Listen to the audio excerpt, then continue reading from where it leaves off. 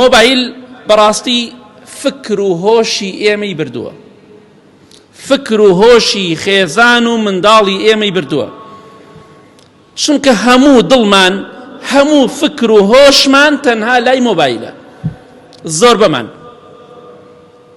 بەداخەوە تەماشا دەکەی زۆربەی تەمەنمان لە مۆبایل بەکارهێناندا سەرفمان کرد، بەڵام خۆشبەختی بۆ ئەو کەسەی کە ئەو مۆبایلەی بەکارهێناوە بۆ عیبادەت و چاکە و خواپەرستی کە ئەوەش زۆر کەمە.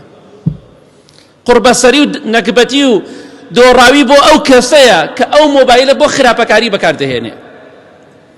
تەماشا دەکەی کاتمان نەماوە بۆ عیبادەتی خوا، حتا سعات 12 شەو، 1 شەو، 2 شەو خەریکی مۆبایلین، مەجای دوور کات نوێژمان نییە.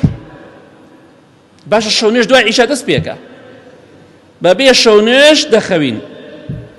خوای گەورە دەفەرمێ ولا تكونوا كالذين نسوا الله فأنساهم أنفسهم.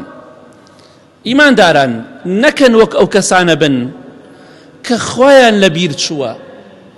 ئەی خوای گەورە چیان لێ دەکات؟ ئەوەی خوای لەبیر بچێ تەماشاکی خوای گەورە فەرمێ وای لێ ئەکەم خۆی لەبیر بچێتەوە، نەفسی خۆی لەبیر بچێتەوە، نەزانێ بۆچی دروست کراوە، بۆچی ئەژی، بۆچی هاتۆتە ئەم ژیانە. زۆر بەمان واین فکر و هۆشمان نەماوە.